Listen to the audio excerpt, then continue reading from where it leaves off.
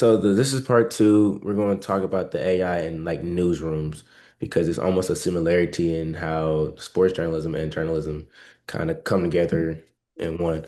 The first question is, being that you are fluent in the sports journalism field, telling by your title and your work, do you think that there will be a shift at all in the field of journalism and news journalism with the emergence of AI?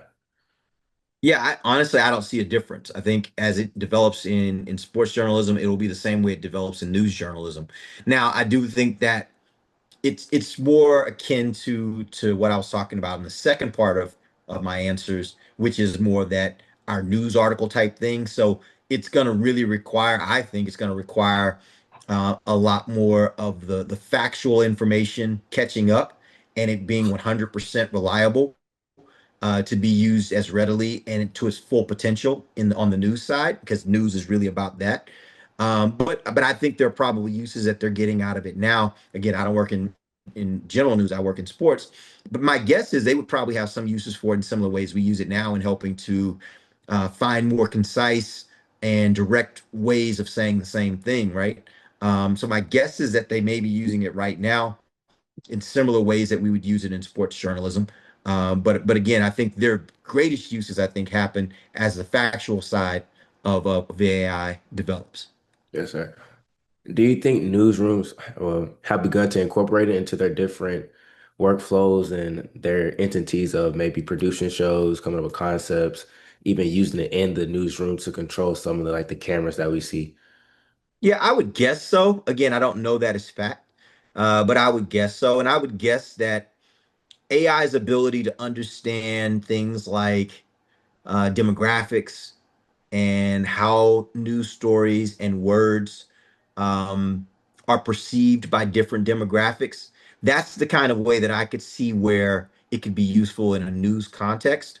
Like taking one story and being able to ask AI, make this story feel more relevant to a Gen Z audience versus a Gen X audience, right? If AI has the ability to do that at some point, which it may have that ability to do some of that right now, then I could see where that could create these new opportunities to be able to engage audiences differently. So, for example, if you have let's say you have a news company, a news corporation that has multiple outlets, and some of them are geared to different demographics.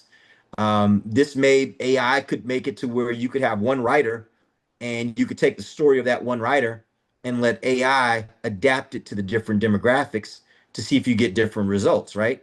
Make it feel like it feels different when it's on, a website that's geared toward a 21-year-old versus another one that's geared toward a 65-year-old, right? So I think there's definitely some ways that you could see where it could be useful. Again, I don't know that because I don't work in news, but I could see where something like that could be useful and allow you to be able to take advantage of AI without necessarily changing the product. It really just gives you a way to be able to adapt the product and morph it into other derivative works that you could use to better engage your audiences. So it's basically like using it as a mouthpiece to basically just transcend the different times and the different generations to hit Right. each generation on the head in their own terminology. Exactly. Exactly. I mean, how you and your peers talk is very different than how me and my peers talk. So if AI has an ability to be able to say, put this sentence or this paragraph or this story into verbiage that would work well for a 53-year-old black man in the South, me, and then do the same thing for a 15-year-old white girl in the north, right? If it has that ability to do that, those two things can be very different when you start thinking about the words that are used and the context. So if AI has that ability, I think there's a lot of opportunity to use it to be able to engage audiences where they are. Yes, sir. Um, do you think it should be incorporated in the newsrooms with their Yeah, different things? yeah.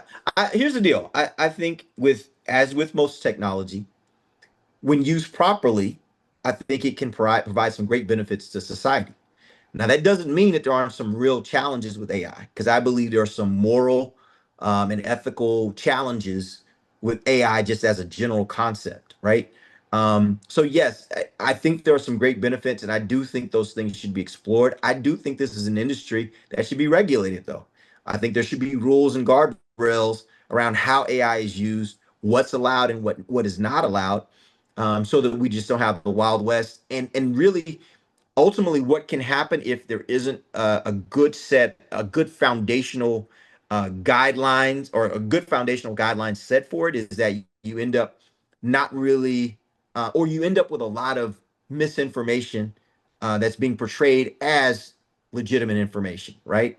And I think that's where you start getting into, okay, if you can't trust what you read, what you see, then what can you trust, right? And I think if you get to that point, it really destroys the whole framework of why media was placed in the position it was placed by the original founding documents of this country.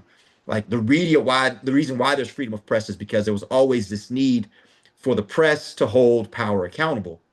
If you can't trust what you read and see, then there's no one really holding power accountable. And so that's really the challenge when you start talking about AI involved in news. And I would say it's probably a smart idea to put some real stringent guidelines around how it can be used, and have some real tough penalties for those that misuse it, because it really will cut at the very fabric of our society and democracy as we know it. Yeah, so and we talk about this in my grad class here at Texas State many times. Who do you think is at fault? Who should be the ones to police these different problems? Should it be the companies that are creating it?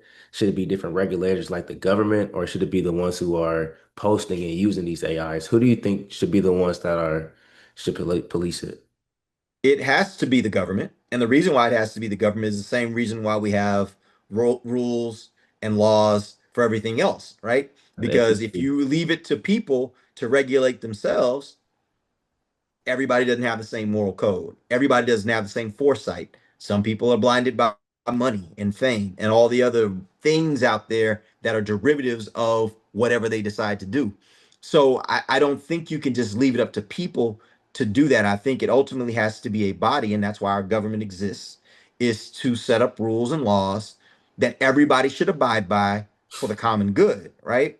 And then Sure. it's up to law enforcement to enforce those things. So I think it's no different here. I think in order to do this effectively, there need to be the proper laws put in place that govern it.